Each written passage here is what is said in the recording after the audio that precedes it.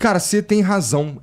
Quando você veio aqui da outra vez, o clima tava mais leve, porque, putz, cara, quando a gente tá falando de candidatura, especialmente uma campanha que é uma campanha meio bagunçada, como essa campanha que a gente tá vendo agora em São Paulo. Total.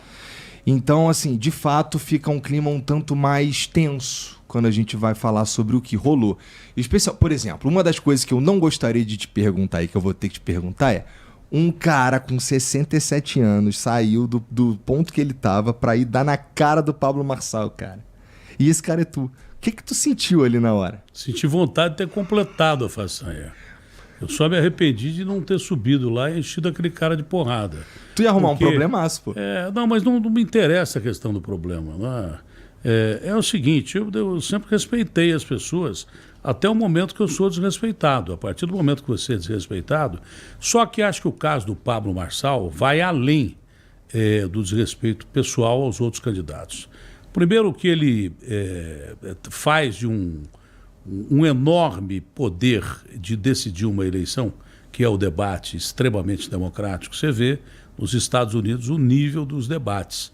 O nível que eu digo não precisa ser o nível de ataques ou de perguntas e respostas e tal, mas de pelo menos um respeito a uma coisa chamada democracia. Uhum. Aí apareceu um cara, eu fiquei assustado no primeiro debate que eu participei, eu não esperava que o debate fosse desse jeito, mas eu fiquei assustado quando de repente um cara começou a surtar. Eu achava que ele estava surtando, dizendo um monte de coisa, que aliás eu digo algumas delas na televisão, mas eu não achei que se aplicaria a um debate. Ali eu comecei a perceber que tinha alguma coisa diferente. Quando acabou o debate, eu estava chateado, porque tinha sido atrapalhado numa primeira resposta que dei, e fui atrapalhado. Quando você é atrapalhado numa primeira resposta, todas as outras de um bloco que só tem uma pergunta, você fica ferrado. Depois o outro bloco tem outra pergunta, depois tem outra pergunta, acabou o debate. Então você começou jogando mal, fez um gol contra, não é legal. Uhum. Aí aparece esse cara. Um dia depois do que ele tinha falado, as pessoas, para evitar que eu não tinha... As pessoas do meu entorno, para evitar de não me dizer que eu tinha ido mal, disseram sobre esse cara: mas você viu que cara maluco, você viu que cara completamente fora de qualquer preceito democrático e tal. Todo mundo começou a comentar esse cara. Eu falei: não sei. Eu não sei porque nós estamos vivendo uma eleição completamente atípica e diferente. Hoje, a internet, o virtual é importante. Eu não sei se o que esse cara falou ali é conversa de boteco ou conversa para fazer alguma coisa. Eu nunca ouvi falar de corte em televisão, a não ser Elise Matsunaga, que matou o marido e cortou várias vezes. Eu não sabia o que era corte. Mas eu não sabia que o cara montava um programa com todos os detalhes, para que ele montasse do jeito que ele quisesse, fizesse dos outros 4 candidatos atores passivos desse ciclo de horrores, ridicularizados e cortando só o que ele queria, muitas vezes ofendendo ou fazendo brincadeira. Chegaram até a gozar minha gagueira, como se não tivesse proposta. Não é, eu sou gago. Desde que eu nasci eu sou gago. De vez em quando eu sou mais gago do que o normal. Teve até um programa da BBC de Londres que o cara foi demitido, porque ele estava ouvindo, tem até na internet, é só procurar. Um entrevistador estava ouvindo pessoas que tinham dificuldade de falar. Uns falavam fino, outros gaguejavam, outros tinham problema, e ele começou a rir. Eu vi esse Ele foi demitido imediatamente, sei lá, no começo da internet. Então, eu sempre fui gago e sempre fui um grande apresentador. O maior apresentador de todos, o Pelé de todos, não vai ter igual. O Silvio Santos era gago, na verdade. E aí começaram a tirar sarro e tal. Aí eu percebi que o papo não era o debate da TV Bandeirantes. O papo era esse lance de corte. É o que sobrava do debate da TV Bandeirantes. Claro que as TVs abertas continuam tendo importância, e muita importância, mas o cara faz o programa que ele quer, desvirtua do jeito que ele quer. Podia até fazer isso, né? Porque a lei permite, eu vou chegar lá, mas sem desrespeito, sabe? Podia fazer isso dentro de uma certa ordem. É que o cara é mau, o cara é bandido, ele é bandido de carteirinha. Ele foi condenado, só não cumpriu prisão porque fugiu para os Estados Unidos. Ele era o cara que pescava os dados virtuais e passava para quadrilha de banco lá em Goiás. foi condenado a 4 anos e 9 meses, acho que é isso. O Ricardo Nunes acho que mostrou a condenação dele. Dele não, Ricardo, que pode sair a qualquer momento. Ele está na máfia mas do Pablo Marçal hoje. Então, o lance é o seguinte, esse cara, ele chutou a democracia ali. Num primeiro momento, a imprensa apareceu indignada. Depois me parece que a imprensa percebeu que os cliques do cara davam resultado nos sites dos grandes jornais e tal, e começaram a dar um espaço para o cara, parece que negativamente, mas trouxeram esse cara que era conhecido no mundo virtual para o mundo real, o mundo da televisão. Porque a televisão, nessa transição para a internet, continua tendo a sua força. E ela tem uma força popular imensa. Uhum. Como a internet tem força em todos os sentidos, a televisão continua tendo... A televisão está para a internet como o rádio esteve para a televisão, isso do meu ponto de vista. Trouxeram esse personagem para o mundo real. E o cara está aí. E o cara tem possibilidade de ganhar a eleição. Ele tem possibilidade total de ganhar a eleição. Esse é o medo que eu tenho, porque o cara é um mané, entendeu? Ele não ouve. Ele usa o debate sem ouvir pergunta de ninguém, sem ouvir, não dá uma proposta, apresenta uma proposta de teleférico e não fala mais nada, e ele vai com os cortes preparados. Agora eu sei o que é corte. Vai com os cortes preparados para fazer o programa dele. Injusto.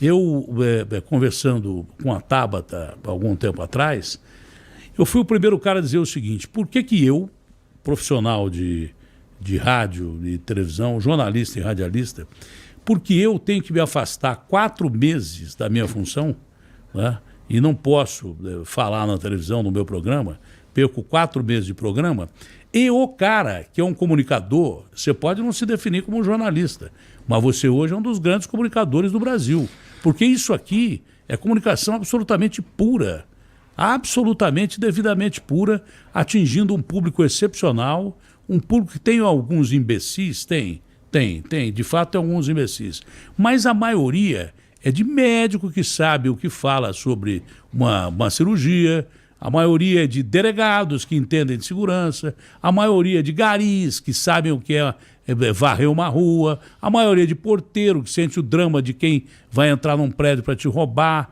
a maioria é de gente que quer conversar e se inserir no contexto como no mundo normal. A televisão era mais ou menos uma coisa que te alienava disso.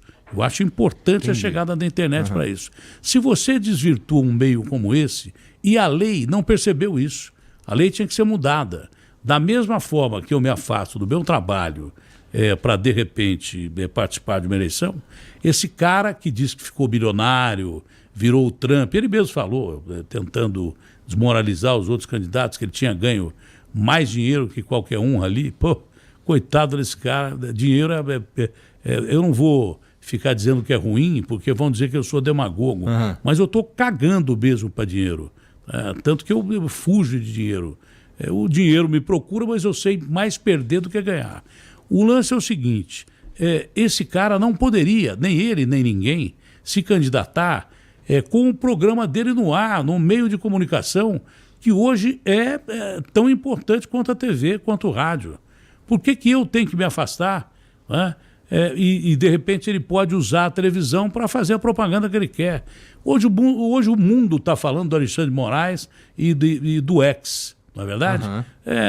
Porque falta de liberdade de expressão e tal. Isso é um problema que não vem ao caso, que nem interessa discutir aqui. Se quiser discutir, tudo bem, mas acho que não interessa. O lance é que um cara está fazendo de uma eleição para a cidade mais importante do país, uma das mais importantes do mundo, das 10 maiores cidades do planeta, está fazendo de uma eleição uma baderna virtual. Porque o que adianta o debate? Segurar essa onda? Não, só ter lei. Ele não deveria. Ele não deveria, pela lei eleitoral, poder permanecer com o programa dele no ar do mesmo jeito que eu não posso permanecer com o meu programa no ar. Mas no caso do eu tenho que me afastar. Por exemplo, se eu me candidato, eu concordo contigo e eu acho que... Você pode fazer o seu programa que você estava fazendo agora há pouco, entrevistando quem você quiser. Tudo bem, mas eu... Só não podia falar de política. Como eu podia fazer programa de TV sem falar de política. Essa é a minha modesta opinião. Porque eu deixei de ter a arma da comunicação, entrando nos locais que eu sempre entrei, e o cara usou exatamente na antítese do que a gente está falando, ao contrário do que a gente está falando. O cara usou o programa dele para fazer isso. E não tem volta, porque o primeiro debate foi importante, até agora os debates foram importantes, e até agora, até cortarem o barato do cara, ele continuou a fazer isso. Então, foi desproporcional. Para essa eleição, dá tempo? Não dá tempo, mas para as outras eleições eu acho que a justiça eleitoral tem que ser refeita. Como o Código Penal tem que ser refeito, não se adequa ao país, a justiça eleitoral tem que refazer as leis para uma eleição. Se é para um, tem que ser para o outro. Ou libera para todos, ou não libera para ninguém. Cara podia até fazer o programa dele, fazendo negócio de subir montanha, deixando os caras lá em cima para o bombeiro pegar. Sei lá o que ele faz, né? Porque eu nunca acompanhei direto, mas não me parece que é uma coisa das mais legais. Ele podia continuar fazendo essa merda que ele faz e de repente não falar de política e nem usar debates de televisão para tirar sarro. Não é só nos candidatos, principalmente naquele que é, para mim, o principal objetivo de uma eleição. Não é partido e muito menos o candidato. O principal ator de uma eleição é o eleitor. Pois é. E nesse caso, nessas eleições, está um pouco bagunçado, está difícil de escolher no sentido de agora, por exemplo, tu, a Tabata, vocês estão vivendo numa situação que, putz, como é que tem o voto útil, tá ligado? Então, o voto útil... Tem o voto envergonhado. Ainda pode roubar, ainda pode retirar ainda mais intenções de voto. Cara, e aí tudo isso que está acontecendo nessas eleições aí alteraram, tenho certeza, completamente o que estava planejado